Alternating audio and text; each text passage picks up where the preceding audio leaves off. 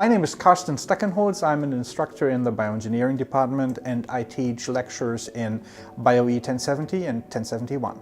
I'm Lance Davidson. I'm associate professor in bioengineering and I was part of the organization that started cell biology in the first place.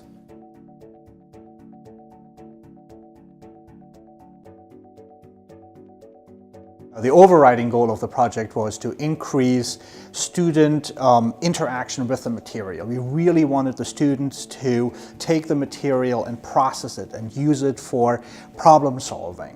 One of the difficulties we've always had is by the time we cover all the material we have to cover in lecture, there is no time for in-class activities or anything creative.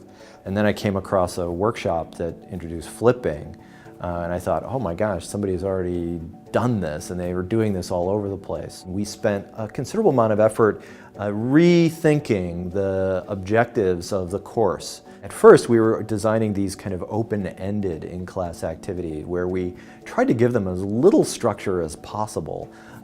We posed a question to them or a problem, gave them incomplete information, really trying to provoke them into engaging and saying, oh, we don't understand this. We need to know this, this, and this before we can even begin to answer the question.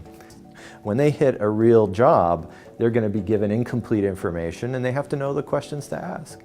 Yeah, so implementation primarily consisted in taking some of the lectures from previous years and basically distilling them down to the core.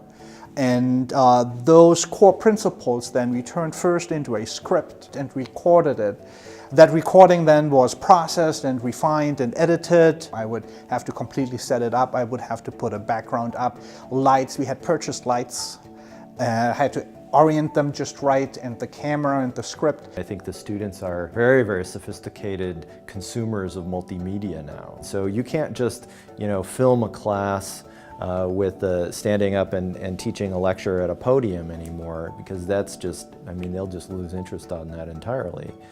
If I were to do any more flipping classes, I think I would really start from scratch and design it expressly for a video format.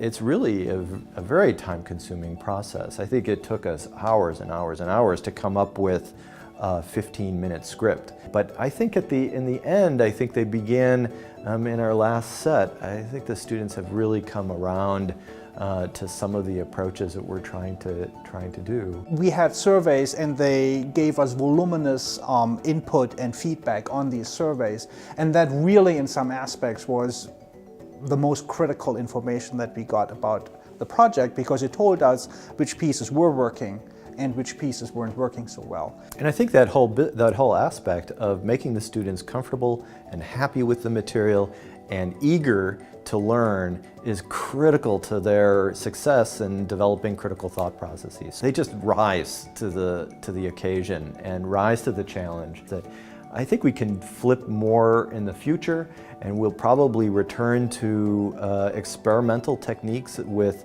how are we going to bring more in-class activities to the students and then still maintain the level of rigor on fluency that we really have to have.